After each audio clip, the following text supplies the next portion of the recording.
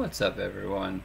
Ben Barrows, aka Random Crown, here reviewing the $11 Storm that I final tabled a few months ago. There were 27,000 runners to start, and we got a whopping 6th place for about $5,000, which was an amazing day. It's the biggest tournament of the week, in regards to field size. And I've been playing it for many years now, and finally was fortunate enough to go nearly all the way. Had a few lucky hands, had some suckouts, and our fair share of flips won. But that's what you got to do to go far in these big field MTTs. So here we are to go through all the hands I played to get there. Let's start it off. We got the king and the queen. Here under the gun +2, so it's very standard open raise. And we start off by shipping the blinds. Pretty standard. Ace-3 here. Under the gun limps. And we get ISO'd, ace-3 off, not good enough to call that raise, so fold. Ace-4 suited here now on the cutoff. Facing an under the gun limp. We opt to limp behind. There's merit in isolation raising, but we decide that ace-4 has enough, multi-way post-flop playability that we just want to keep it cheap, and that way we can, just have more opportunities to win, for more players, whenever we bank, 2-pair trips or straight or flush, rather than just try and get heads up, where we're going to feel a little more committed to the hand, because we would raise pre, and then we would probably just be more inclined to barrel, like bet the flop, bet the turn, maybe you can bet the river with nothing, just try and win the hand, because we can credibly rep overpairs there, whereas we can't rep overpairs at all whenever we limp, so we're not as, married to the hand, in the sense of trying to win the pot, because we're basically just going to make big hands or fold, and that's what we do there. Just don't connect with the board, so we just get away cheap. Now ace-8 suited, standard fold against this under the gun +1 open. Worst suited ace we flat there is ace-10 suited. And queen-8 here in the big blind. Facing this under the gun +1 open. Button call, the small blind 3-bet, so we get out of the way.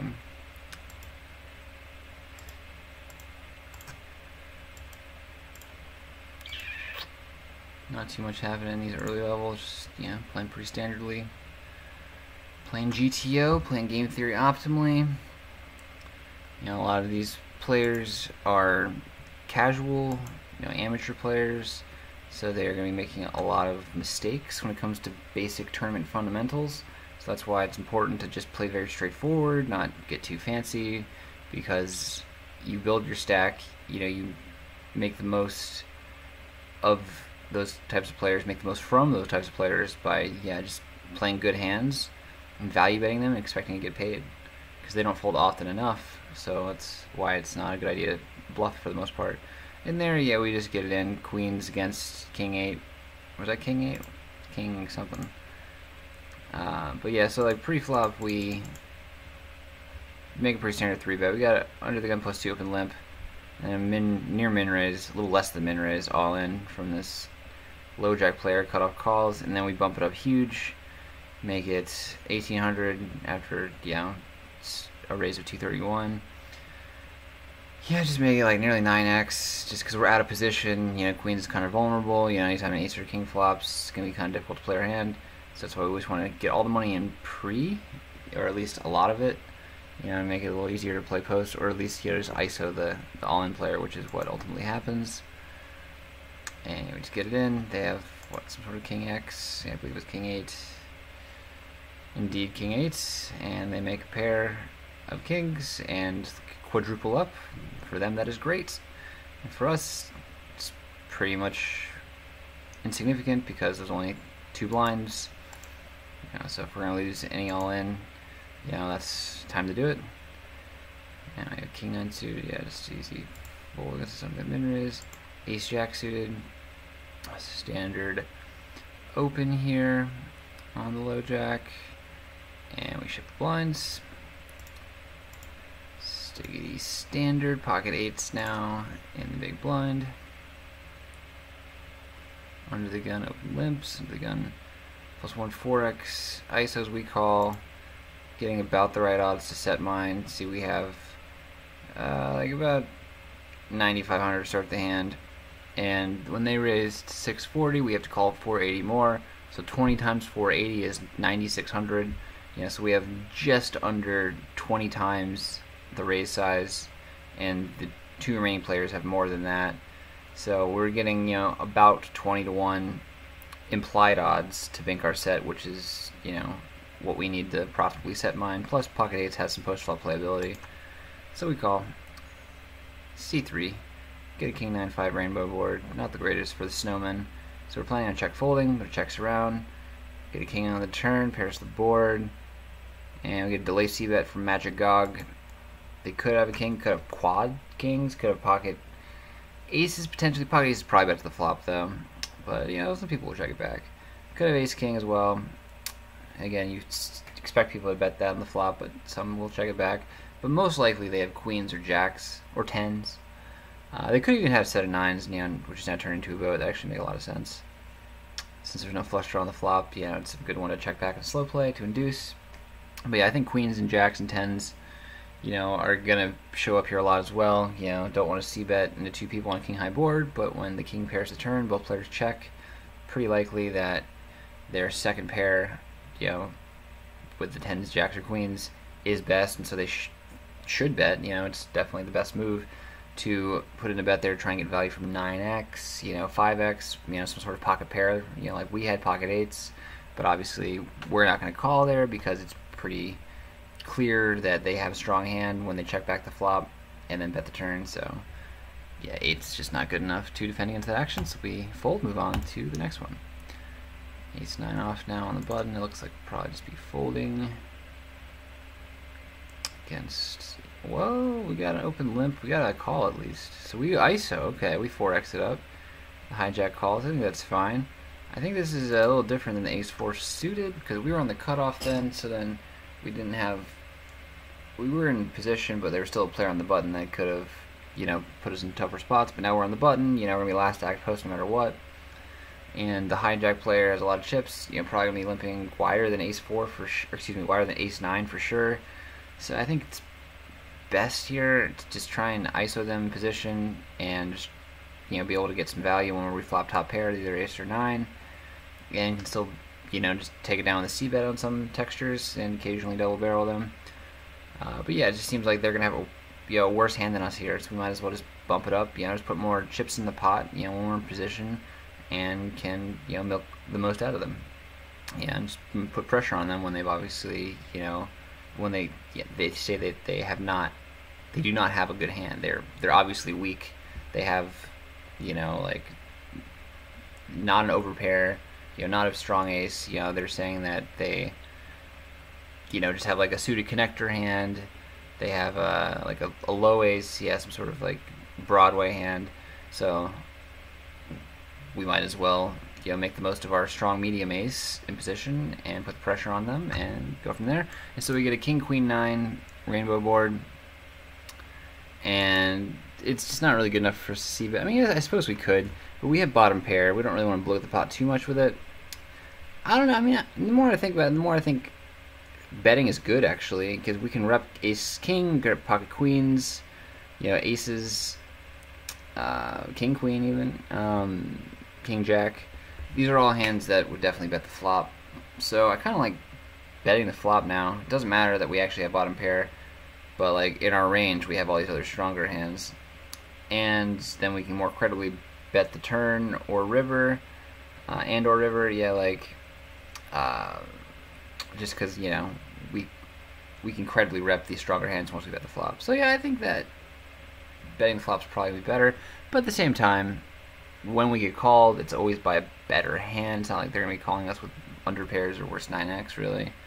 So I think for pot control purposes, because especially they have us more than triple or about triple covered, so they're going to be making looser calls. They could call us with like Jack X or 10x, like Ace 10, like Jack 8 even. So who knows how loose they are. So I think that just checking back, just controlling the size of the pot and keeping it smaller is totally fine. And it looks like we're just going for the check down. We check the 4 turn, which is pretty standard, I think. I think like if we had a queen, it's good to bet for thin value here, or just standard value. But like when we have just third pair, I think they could still have a queen. So that's why I think checking back is for the best. And then they bet half pot in the river.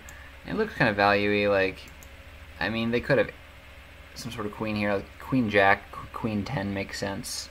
They could have like a weak king, like a king 5, king 6 suited, king 10, king jack. You'll see those hands occasionally check the turn as well.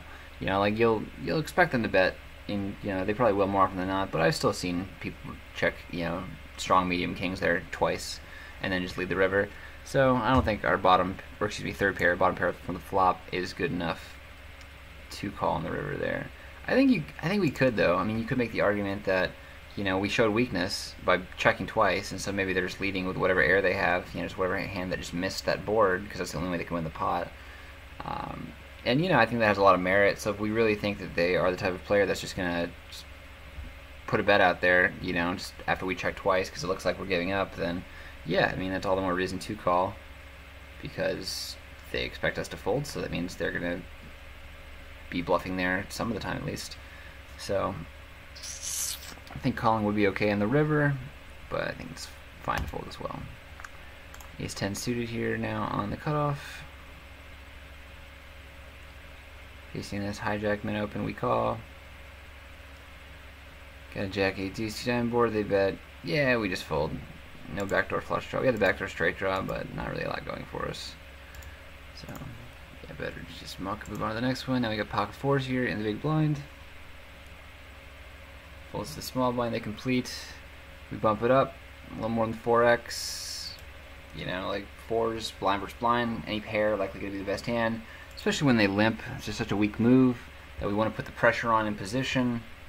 And so we, bump it up to 4x, which is going to be a mistake for them to call. We make even more than that, like 4.25x, and they call anyway, and we get a 7-4-3 rainbow board. And this is great. We flop middle sets, the dream. But like even when we don't flop a set, like we can still bet the flop pretty hard and expect them to fold a lot because they're gonna miss it, much of the time. And even when they call, we can still just put a lot of pressure on some turns, double barrel, and just very credibly rep over pairs, and they just can't. They cannot have an overpair when they just limp call the small blind. So we have the range advantage. So that's the reason why we want to just bump it up huge from the big blind when the small blind limps. Just keep the pressure on. And so now we actually flop something decent, so let's see how we play it. And they just lead pot, which makes it really easy to play. So like, we could just ship it here, I think, because we don't really want to see a 5 or a 6 on the turn, but at the same time there's no flush draw. So I think that just calling here is fine, slow play. If there was a flush draw, we would definitely raise, just get it in. Because, we don't want to see a 5 or 6 for sure, but that's only 8 cards. There's still a lot of other turns. So I don't mind just calling here and then, just planning on getting in on the turn. Even if it was a 5 or 6, like we'd still probably stack off because they could still have like some sort of 7x. So I think it's fine. Just pretty much plan on getting it in no matter what. And they just make it super easy and just jam the turn. The 10 of clubs brings out a flush draw. Not too concerning. And yeah, they just have 7x, vastly overvaluing it, and get a pretty easy double early on. Shippity dip at everyone. Pocket 9s now in the small blind, facing this cutoff open. We call the small, and the big blind comes along as well. We get a Jack 8-6 to heart board,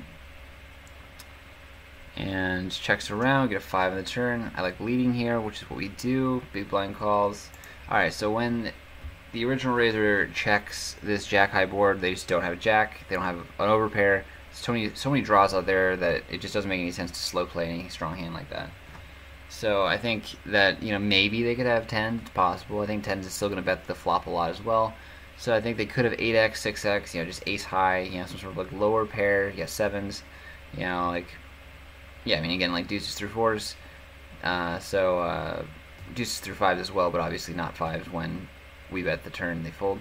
So same with sevens and fours. Yeah, probably have like fours. I guess would probably fold, but I think they probably have some sort of like ace high, king queen type hand. Anyway, so we bet the turn with our nines, figuring it to be best against the original raiser anyway. Obviously, the big blind can still have a jack because they would have checked the original raiser on the flop. But they're still going to have a lot of other stuff too. Like they'll still call us with 8x, 6x, 2 hearts, 7x, you know, for the open and straight draw. You know, like queen 10, you know, 9, 10, even though we block some combos with that, you know, for straight draws. So yeah, I mean, we bet, they call, you know, figure they're going to be ahead some of the time, but we're still going to have the best hand as well, so it just depends on what the river is, you know, and then we can go from there. And we get a king of hearts, and it completes the flop flush draw, so we're not very excited about this card, just planning on check folding it. There's no reason to value bet, you know, like nothing worse will call. So we just check, hoping to get it checked down, and they do indeed check back, and they just have a jack. So yeah, they have the best hand on the flop, very nice. But yeah, I think that our turn bet is still totally fine there. You get a open, so we get a full raise 6 suit on the button. 7-9 suited now here on the cutoff. Yeah, looks like Tatooine open, so we fold. Let's see. Ace Jack now under the gun. Standard open. And the low jack calls. And the button 3 bets massive, so we get out of the way. Always going to show up with better there. Very doubtful they have like king queen or ace 10 making it like a 5x 3 bet against an under the gun opener. What happens with queen 3? Could be defendable if the button just min raised. I'll get an open limp, one of them plus 2, and button 3x's, so yeah, not good enough to defend with. King deuce now on the button. Standard open, any king there. And BB defends, we get a queen, queen 6 down the board. We c-bet third pot and take it down, shippity dip. Yeah, the third pot c-bet is gonna work a lot of the time. So I highly recommend c-betting on the smaller side because it is just as effective, if not even more effective than betting bigger, because it looks like you want action. Looks like you're trying to induce, so it's easy to balance your bluffs with your value hands. And now we have ace queen facing a 3x, one of the gun plus 1, one of the gun plus 2 calls, one of the low jack. And yeah, 3 betting is kind of over repping our hand here, so that's why we decided to call, leave in, you know, worse hands. Especially against a 3x, yeah, they're generally just going to have a stronger range when they do so. But some players still will include like ace jack or ace 10 or king queen in that range. So that's why we just want to flat, see a flop in position, and just go from there, you know, just hopefully flop top pair, be able to just call someone down or, you know, be able to value bet ourselves. And yeah, when we 3-bet, we fold out a lot of those weaker hands. So we don't want to do that because then they only come along with hands that kind of, you know, have ace queen in tough shape. So we flat. And see, flop 3 ways, get a deuce 4-7 rainbow board, c-bet call, and we have 2 overs, sure, backdoor wheel draw, but you know, like not really worth calling since there's already 2 people showing interest in the pot. So we just muck and move on to the next one. Queen 5 now in the big blind.